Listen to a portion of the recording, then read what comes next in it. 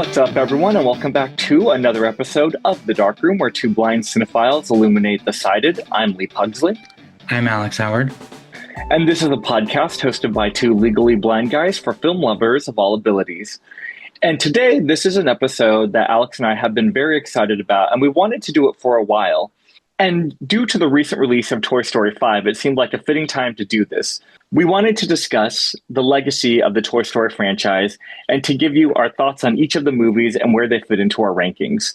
Obviously, this could be a little controversial depending on how you feel about the Toy Story movies, but we thought it would be fun to explore this franchise. And to begin with, Alex, I'll just throw it over to you. What is it about the Toy Story movies that have stood the test of time over the last 30 years? Well, so first of all, yeah, we were going to do a Pixar episode, which we're still going to do, but we thought Toy Story deserves its own episode because it's so iconic and so huge. And there are 5 movies on its own. For me, the Toy Story franchise has stood the test of time. I grew up with Toy Story personally, and I know I have a son, so it's like a generational franchise at this point. You know, your kids. I mean, my parents took me to see Toy Story. I remember Toy Story 2 is my first ever memory in a theater. I was 6 years old. My parents took me to the El Capitan to see Toy Story 2. And I vividly remember looking around and seeing the traffic cones on the walls because there's a scene with traffic cones in the movie. That's my first ever memory in a movie theater. So, I mean, Toy Story is a cornerstone for a whole generation of kids. Yeah, I agree with that. And I think the thing that really is so resonant about the Toy Story films is that they deal with so many relatable themes, such as mortality, immortality, belonging, acceptance, purpose, meaning, growing up, letting go. I mean, there's so many really rich themes embedded in there and things that all of us have experienced, things that we've thought about. And whether you identify with Buzz and Woody or any of the toys and their fear of being replaced or losing their purpose, or you relate to the idea of growing up and seasons changing, I think that you can relate from a kid's point of view of someone who used to play with toys and venturing into adulthood, or you can relate to the toys' point of view of those feelings and insecurities that they grapple with. And I think that's really what's kind of made the Toy Story franchise stand out. For me personally, I've seen all the Toy Story movies in theaters. I grew up watching the VHS of Toy Story 1 and 2 multiple times, and I'm very familiar with those movies specifically, but also I have seen the other movies multiple times as well. And I think that Pixar really did a fantastic job as a whole with this franchise and with really giving us something to latch on to.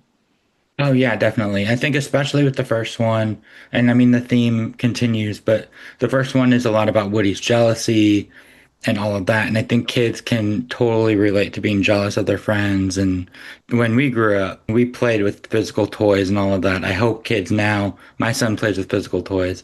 And so I think, as kids, you can definitely relate to the Toy Story franchise. Also, the franchise has grossed over $4 billion and counting with the new one. It's still going. So, and 2 of them on their own, Toy Story 3 and 4, have made over $1 billion at the box office, and 5 is probably going to make $1 billion as well.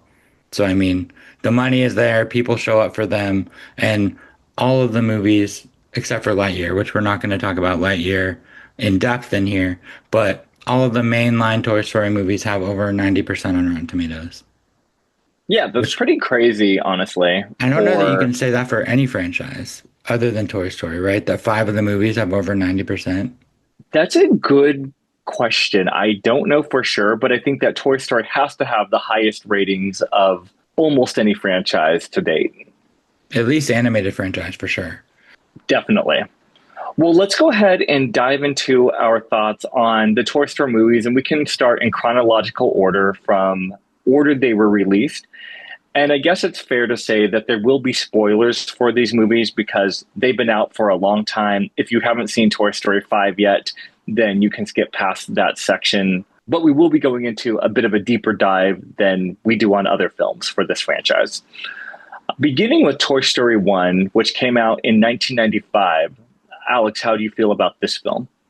I was 2 years old when this came out, so I don't think I went to the theater for it. If I do, I don't remember. But I vividly remember having the book VHS tape for this.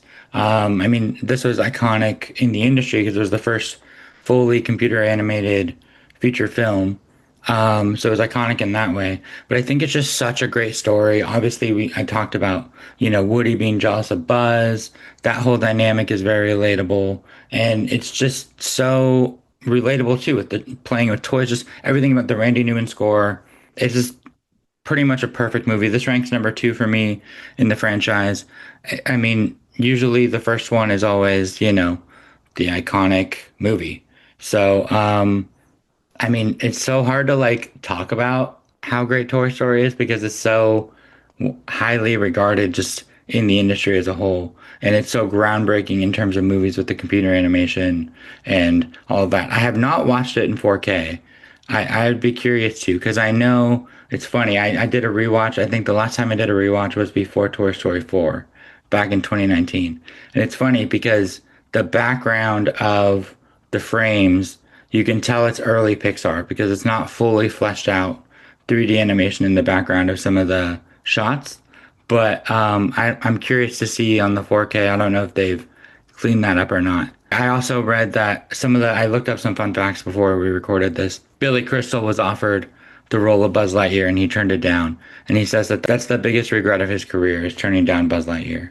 I did not know that. That's really interesting. And I'll give you my thoughts on the first Toy Story movie, but just wanted to comment on the voice cast for all of these movies. I think that they chose the perfect people to voice these characters.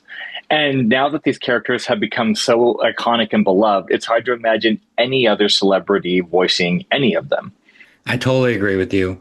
I also had so many of these toys growing up. I mean, I had several Woody dolls. I had Buzz Lightyear. I think its name is Mr. Microphone. I had a Slinky Dog. I had Mr. Potato Head. I had so many of these. These were like the iconic toys for me growing up as well. Likewise, I remember that I had the complete Burger King collection, which had the toy soldiers, Buzz, Woody, RC, the race car, Ham, I believe, the pig, Rex, the dinosaur, and maybe there was one or two others that I'm missing. And it was just so fun because the characters on screen were also the characters that we played with as children. So I think that just makes it very nostalgic in that way. It's so smart of Disney to like make a movie about toys and then be able to sell that merch to the kids as well. And you can see why with every movie they introduce a new toy because then they can make money off of the merchandise as well. I'm sure that the merchandising for these movies has made billions of dollars as well. I can only imagine through the years how much money they've made. Yeah, I saw a really cute video the other day of a kid. The parents were taking their kid to see Toy Story 5 and they got out of the car and she was like, "It's too bad, we don't have Woody with us." And the dad's like, "What's that?" And the kid turns and I think the parents had taped Woody to the bumper of the car. He was hanging off the bumper and the kid was like, "Oh, Woody." And he went and grabbed him and it was like, oh my God, just out of the movie. It was so funny. That's awesome. I love that. Well, going into my thoughts on the first Toy Story movie, I do think that it is an incredible film for so many reasons. First of all, I think that the screenplay is excellent, even as a writer, in terms of story structure, conflict, exposition, rising action, climax, falling action, denouement. I use the Toy Story script to help me as a writer, and there's a reason that it got nominated for Best Original Screenplay, as it rightfully deserves. The way they set up the conflict between Buzz and Woody is so wonderful. With the conflict and being accepted and being forgotten, all of those themes, once again, are very much at the forefront of both of these characters here. And it just hits in all the right ways. I think that the dialogue is very snappy and the humor just lands so well along with the visuals. I think that every character is given personality and you really feel like each character has their moments to shine. It doesn't feel like a bloated character piece where there's a bunch of supporting characters, but you have no idea what the personalities of these characters are. And I think that's really a defining factor of Toy Story is the distinct characterizations that you feel like you just want to spend time with each one of these characters. Beyond that, like you said, the Randy Newman score is fantastic. And songs like You've Got a Friend in Me and Sailing No More are just well-written songs, both musically and lyrically, that really add a lot to the emotion and the fun tone of the piece. And Toy Story 1 for me is number two on my list as well. So we do have that in common. I think that it set off this franchise so well, and this movie always has rewatchability. Yeah, and I think another interesting thing about this movie that I haven't really thought of before, Woody is not a nice character for most of the movie. Like he's actually a pretty big dick to Buzz for a lot of it. And yet he is the protagonist. He's someone that kids look up to and want to play with Woody and all of that. He changes by the end, obviously, but I think it's interesting that he has such a great character arc in the first movie. Yeah, I totally agree with that. And Woody is very unlikable for most of the movie. It's so true. I think that it's easy to forget that when the franchise moves forward because Woody is way more likable than he is in the first movie. Yeah. Also, what are some of your favorite moments from Toy Story, whether it's lines of dialogue or just moments of action that happen in the film? I mean, I think the most iconic scene is when Andy opens up his Buzz Lightyear and puts him on the bed, and then Woody climbs up on the bed, and it's like Buzz Lightyear's doing his Space Ranger thing, and he flies around the room. That whole scene is, I think, in my mind, the iconic scene of Toy Story. For sure. I would say that some of my favorite moments, and these are super niche moments, I guess. First one is with Mr. Shark or whatever his name is when he comes out of the toy box with Woody's hat and he's like, "Hi, I'm Woody. Howdy, howdy, howdy."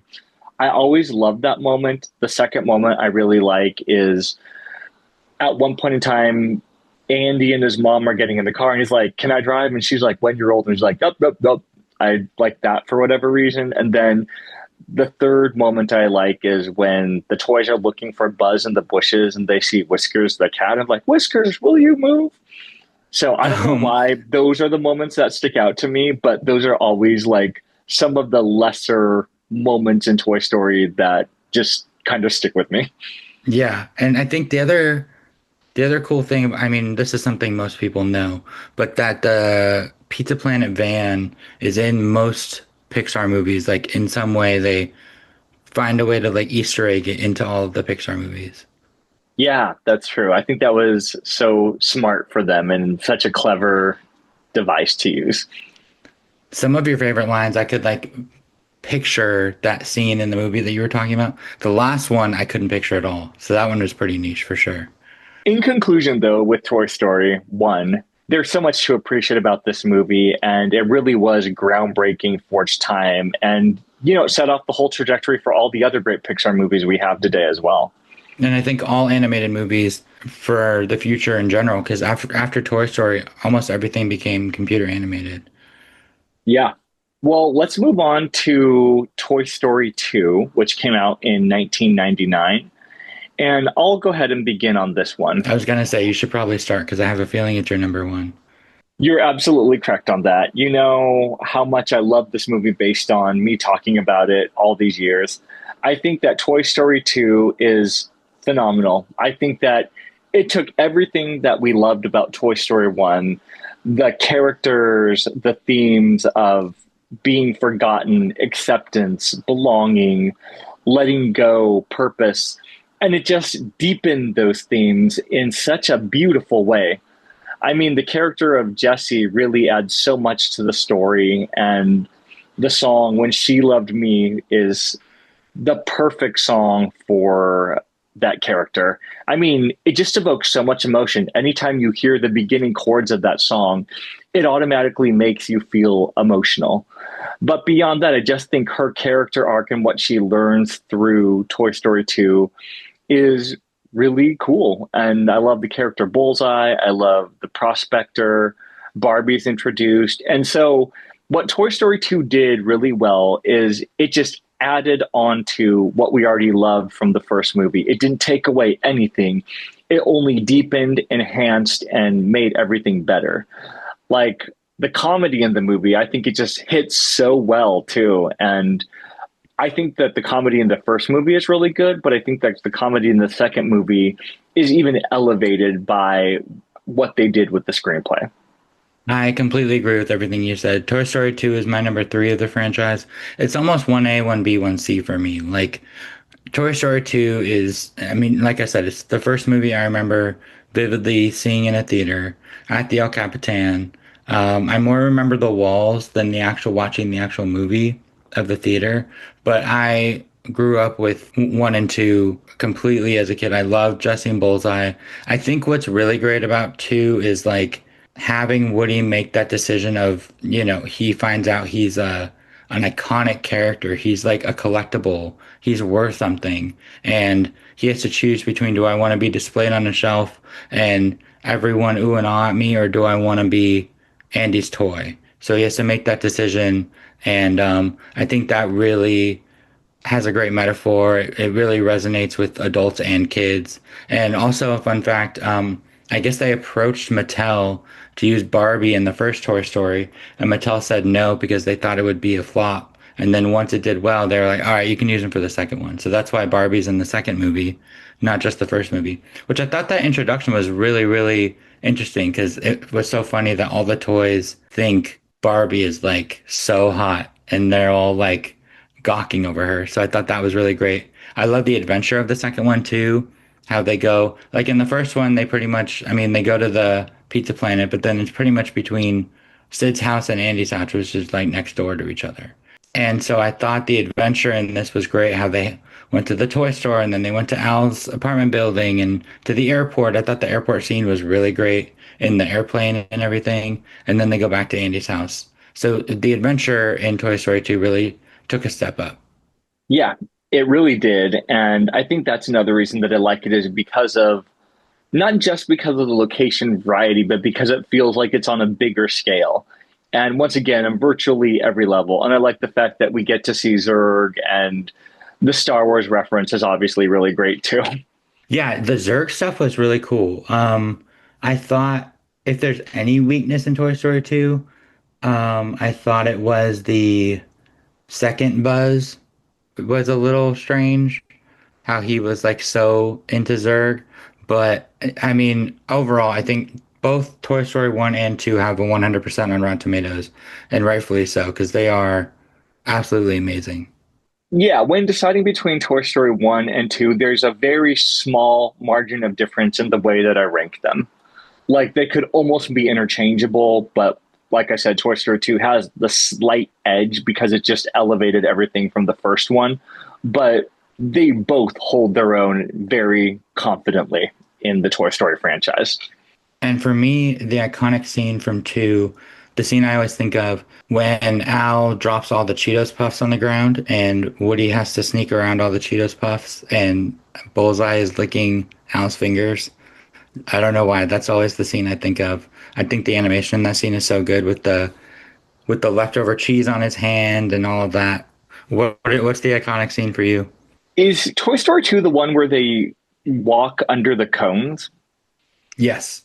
That's the scene that I always think of is them walking under the cones. Oh, I was gonna say, yeah, the cones are definitely iconic for me as well because that was what was on the walls at the El Capitan. So that's so funny. And then I don't know, this is once again the niche things that I like about each Toy Story movie, or at least the first two. Obviously like the Zurg, like Buzz, I am your father moment. And I also like at the end, once again, really small when Barbie and Pete are in the backpack and Barbie's like, you'll like Amy, she's an artist. I really like that. And then all of the bloopers or the end credit stuff is really great with like Mr. Potato Head and like Mrs. Potato Head like pushing like monkeys into his like back and like Barbie at the end being like, bye bye now. Are they gone? Like all of that is those like end credits are great. Dude, I forgot about the outtakes. Those were so good because it's like, obviously they didn't make mistakes when animating. So they had to actually animate the outtakes. That was really funny. That was like the my first encounter with the post-credit scene was the outtakes of Toy Story 2. They're very memorable. You should go revisit those, even if you watch no other part of that movie, just to refresh your memory on them. They're so fun. Oh, for sure. I think the other iconic shot for me, one other one was after they get out of the plane at the end, and the other plane comes up and scares them, and it's like the four of them, like Buzz, Woody, Bullseye, and Jesse, and they're like all huddled together. I love that. Oh yeah, that is a really good moment too. I mean, there's so many good moments in Toy Story 2. I mean, even Yeah. when Woody goes to the antique shop and he's first seeing, just kind of what's on the shelves and stuff, I think that animation is really good.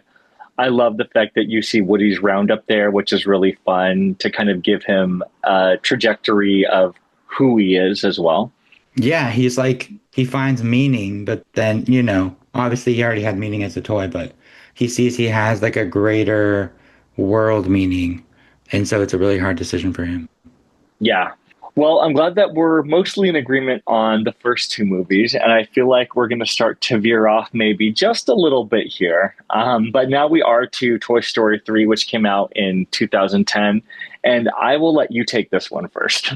I mean, Toy Story 3 is pretty much why we did this episode, so we can have this debate. So this will be fun. This came out in 2010, so I was 17. So I think I was going into my senior year, or yeah, I think I was going into my senior year of high school, or I had just graduated, something like that. And so I was about to go off to college. And so I so identified with Andy going off to college, leaving his toys behind. This movie was so emotional for me. I absolutely love this movie. And I think just from top to bottom, like having them go to the daycare, experience being played with really rough, having the like almost like a Godfather like thing with Ken and the stuffed bear was really great. I really love that Buzz speaks Spanish. I thought that was so charming and so smart and so cute. And even the Mr. Potato Head in the sandbox I thought was funny. But dude, the end just like packs a punch. Like I mean, I think this is where Pixar was at its best. I mean, I think Toy Story 3 is the best Pixar movie, period. But I think the end where Andy gives up his toys to Bonnie is so heartbreaking. And it's like, I think every kid can identify with that. Basically giving up your childhood and moving on to adulthood. I cried so hard. And I think I cry every time I watch it. And this is where Pixar and Disney, they keep trying to replicate that formula of making us cry. And I think Toy Story 3 was the best at doing that because they weren't, yes, they were trying to, but it wasn't like, we need to make them cry. We need to write this thing. This was like the natural progression, the natural story. And, we all grew up with Andy. We're growing up with the toys, and now they're saying goodbye to this era of Toy Story. So, yeah, I absolutely love this movie. I fully respect all of your thoughts. However, I would say that I'm probably not in full agreement with all of them. Here's what I will say for myself about Toy Story 3. On the positive side of things, the last 10 minutes or last 5 minutes when Andy's giving the toys to Bonnie and he gives each one of them a moment to talk about why they are meaningful and the character that they are. I think that is incredibly impactful. I think that's very emotionally resonant in terms of growing up, letting go, changing from one season to another. It just hits everywhere that it needs to hit. I think that the very end of the movie kind of ties it back to the first Toy Story movie, and it's a perfect bow and a perfect callback to the very beginning of the franchise. I really like those things.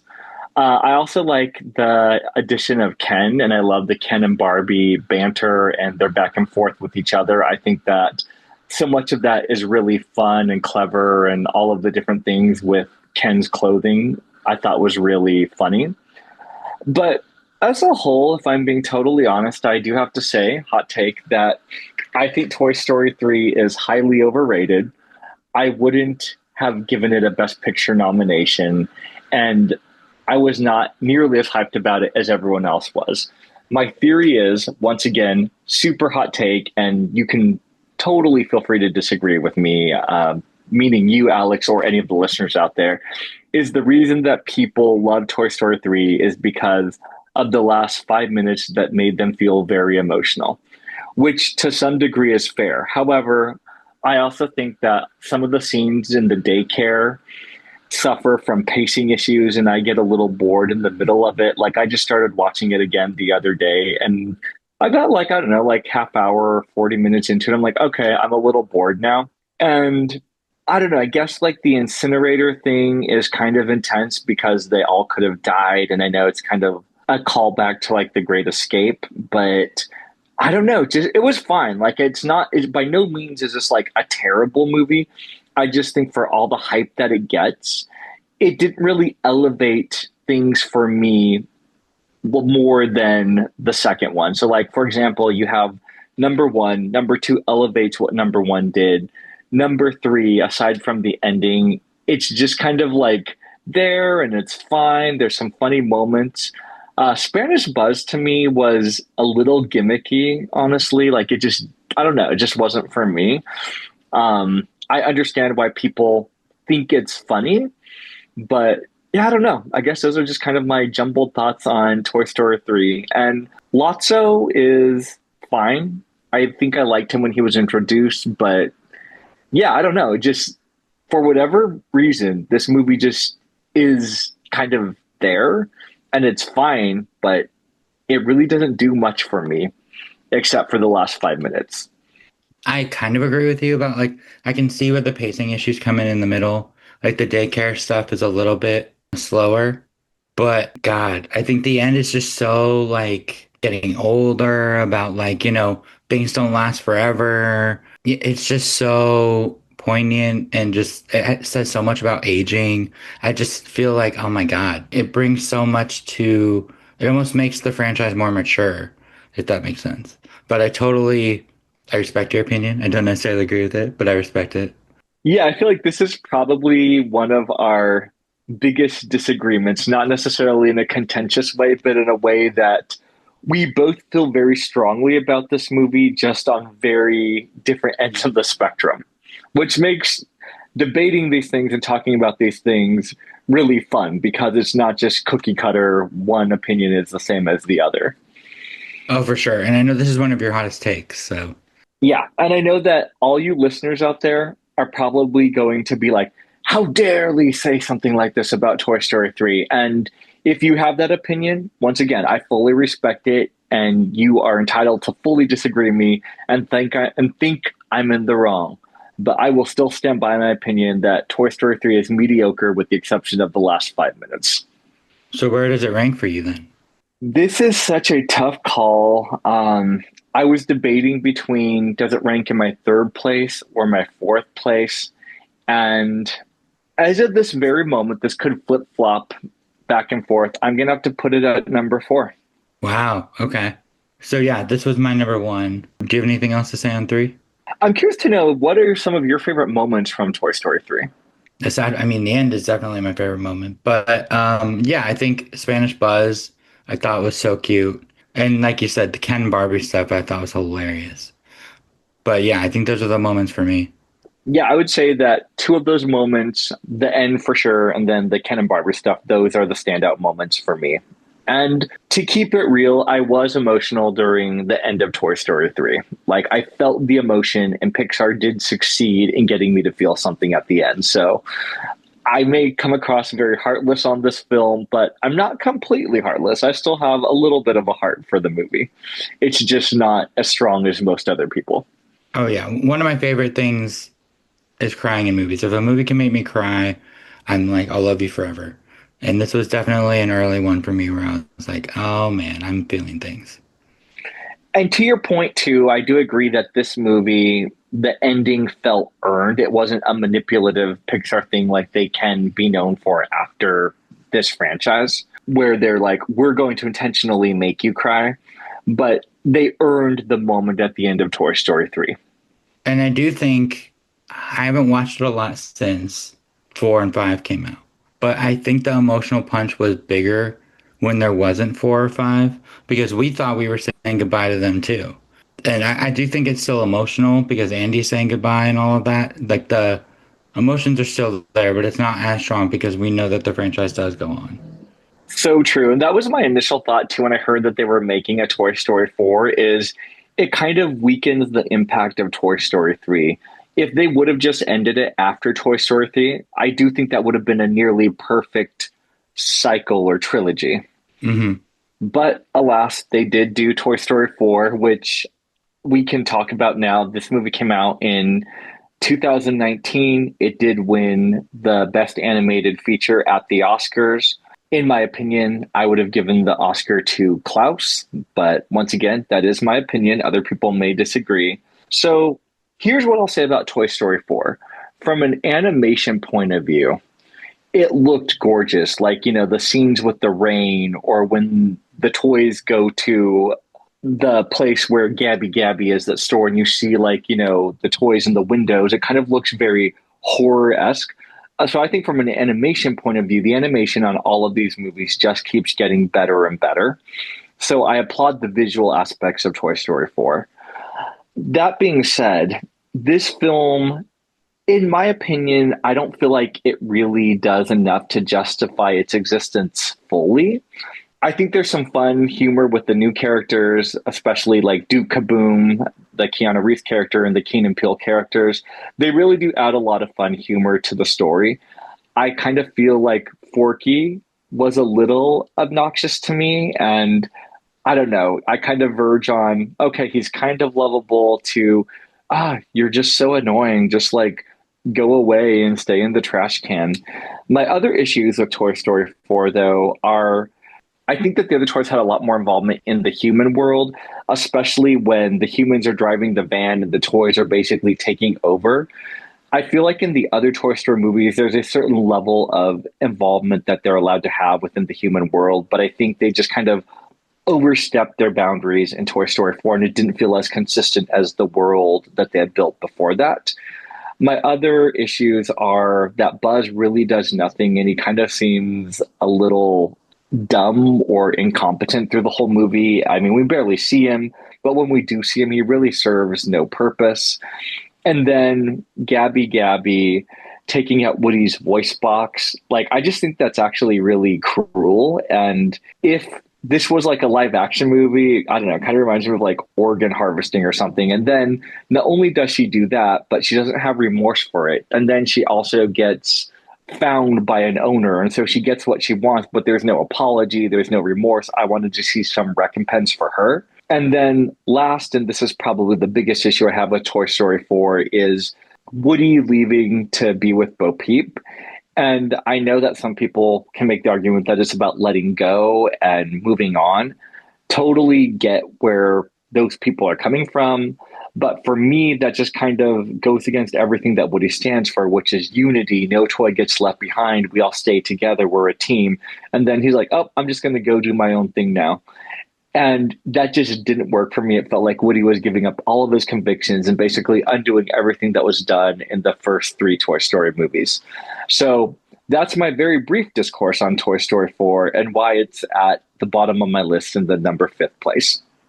Yeah, it's in my fifth place too. I don't think it's horrible. Like I was entertained while I was watching it. I honestly don't remember very much of it. I rewatched about half of it before this recording. Like I wouldn't have remembered that Buzz was kind of sidelined and Let me just interject really quick. There's a reason you don't remember most of it. but like even the worst Toy Story movie, which is Toy Story 4, it's still a good movie in terms of animated movies. It has more substance than I'd say a lot of other animated movies. But like it's definitely the weakest one. I see why they did the thing with Woody leaving the group in the moment in the theater. I was kind of like, I don't know how I feel about this, and I was tearing up, but it felt like we want to make you cry again, like we did in three. So we're gonna do this thing, and like I get, yeah, he's getting older and he has to move on and a different stage of life.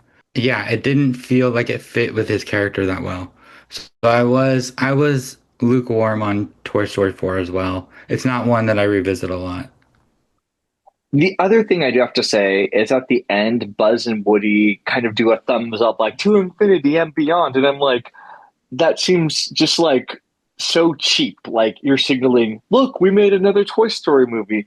But the relationship between Buzz and Woody was pretty non existent in Toy Story 4. So I'm like, you did not earn that. You're just doing that to try to make it seem cooler than it is. Well, I Continue think to be afterwards. fair, I think they were banking on the relationship they'd built over the last three movies. And then four, I think, was more about Woody and Bo Peep, which kind of, I mean, they had alluded to it in the other movies, but their relationship seemed a lot stronger than they had made it out to be in the other ones. Agreed. And to be fair, like you were saying, Because the bar for the Toy Story movies, the first two especially, is so high, I am being overly critical than I would be on other franchises just because there is a lot to appreciate about these movies. So, like you're saying, the worst Toy Story movie is still not a terrible movie by any means, but this one felt more like a direct to DVD sequel, if that was still a thing that we had. Yeah, I can see that. Yeah. All right, so now we have one more Toy Story movie to discuss, which is the recent movie, Toy Story 5. And Alex, I'll let you start with your thoughts on this one. Yeah, so I mean, this one's made over $800 million, so I know there aren't a lot of people who haven't seen it. But if you haven't seen it and you don't want spoilers, come back and finish this episode after you've watched it. But I really like Toy Story 5. It's not up to the bar of 3 or 2 or 1 for me, but it's much better than 4. I was a little worried because I thought I had heard that Jesse's the main character and Woody and Buzz are kind of side characters. And I was like, how's that going to work? But it really worked for me. I really liked this movie. What I thought they were gonna do was have Jesse choose between who was her original human, Emily. I thought they were gonna have Jesse choose between Emily's daughter and Bonnie. And I was ready to be a mess. But they didn't do that, thankfully. So I definitely like got misty eyed. I didn't full on cry, but the whole thing about Emily naming her daughter Jessie, I thought was really sweet and really cute and really brought Jessie to a full circle moment because she thought she had been abandoned and, given up, left on the side of the road, which she was, but she didn't realize how much of an impact she had on Emily. So that was really, really sweet. And I thought it was very poignant and relevant to have this movie be about screens because I know having a 6 year old, kids are all about their screens now and they're not playing with physical toys as much as they used to. So I thought that that was a great, if there ever was a reason to make another Toy Story movie, this was a great reason to do so. And they had a lot of things to say about that. So that was really interesting. Yeah, I agree with a lot of your thoughts. I think that Toy Story 5, objectively speaking, does not hold up to the same level as Toy Story 1 through 3. That being said, I may have personally enjoyed Toy Story 5 more than Toy Story 3 by a little bit. What I really liked about Toy Story 5, and maybe the reason I'm more forgiving of it, is because it's not a Buzz and Woody story so much, because they're the peripheral characters, but it's a Jessie story. And because Jessie has such a strong resonance in Toy Story 2 specifically, I thought they really brought around her character so nicely within Toy Story 5 and even did a few callbacks to Toy Story 2 and her character there. And I think she has a really nice arc of learning the lessons of, hey, our purpose is just to be there for our kids when they need us, but they're going to grow up and they're going to move on, and that's okay. And coming to that realization, that peace of mind, and kind of rediscovering what purpose is. I think that that's really relatable to all of us because that's stuff that we grapple with all the time. I agree with you that the reveal of Emily naming her daughter after Jessie was emotional and it really did hit in the ways that it needed to. And even the beginning of the movie, when you hear the first few chords of When She Loved Me and you hear that playing in the background and you see the tire swing, it just takes you to an emotional place right away. Beyond that, though, I was concerned that the tech message was going to be very heavy handed and it was just either going to be bashing tech or defending tech. And I felt like there was a nice balance of understanding that technology in and of itself is not bad. The way that you use it can keep you from human connection and play matters just as much as having technology that can also be there to help you as well, because you see the benefits of technology being able to reach, Bonnie and Blaze and getting the toys back together. So you do see that there is a benefit to technology, but that's also not the be all end all. And I think that they balanced those things really well. I thought that the characters of Lily Pad and Smarty Pants were both really fun and they added a lot to the story. And I even like the fact that Lily Pad had a moment of remorse when she realized the damage that she had caused to the connection between Bonnie and her friends in dance class. And Yeah, I really enjoyed this movie as a whole. I think that it feels mature and I liked the new characters as well. I think that the only issue, though, is that I really do miss spending time with the older characters like Ham and Rex and Slinky and all of those characters. And they were very much peripheral. And I just wish that they would have been more a part of the supporting group of characters that we could have gotten more time with. That's very true. This one was more spent away from the main group. I think if there was any weakness, it was the Buzz storyline with all of the rogue buzzes that trapped on the island, and I thought that storyline was a little weak. But then the payoff of that, I thought was really good, where they went to all the different kids. I thought that was cute. But you're right. I do wish we got more of the core Toy Story group. And yeah, to comment on what you just said about the Buzz storyline, I feel like if they make other Toy Story movies, which I'm sure they will, the multiple buzzes that they've done in Toy Story 2 and Toy Story 5, after a while just feels a bit gimmicky. And I think that they should stray away from doing that more. It's fine in Toy Story 2, I guess. In Toy Story 5, it's also not the end of the world. But I do think that that storyline kind of slowed pacing down just ever so slightly, or was the storyline that I was least interested in. Yeah. Yeah. One question for you. I saw a TikTok the other day. This girl said that she interpreted it as Emily's daughter died, and that's why she had a thing buried under the tree. And I was like, the people with her were like, we didn't see that at all. I didn't interpret it that way. Did you? No, I would have never interpreted it that way. I feel like I could see how someone could interpret it that way. That's not the way that I would choose to interpret it, nor is it the way that I want to interpret it, because that would just be so grim. On that note, Oh yeah. though, I think that it would have been really cool if at the end of the movie it showed Blaze and Bonnie playing on the tire swing with Jesse and Bullseye. I think that would have just been a really nice full circle moment. Yeah. I overall was very positive on Toy Story 5. So this was my number four. What number was it for you? This would be number three. And it's also really funny, as Alex can attest to, because he knew that I was kind of dreading Toy Story 5. And he was so curious to know like my thoughts on this movie because I've spoken so lowly of Toy Story 3 and Toy Story 4 that now it's been revealed. Well, I'm glad that this one won you over again. Well, so if there is a Toy Story 6, will you be more confident or inclined to see it since you like Toy Story 5 kind of went back up for you a little bit?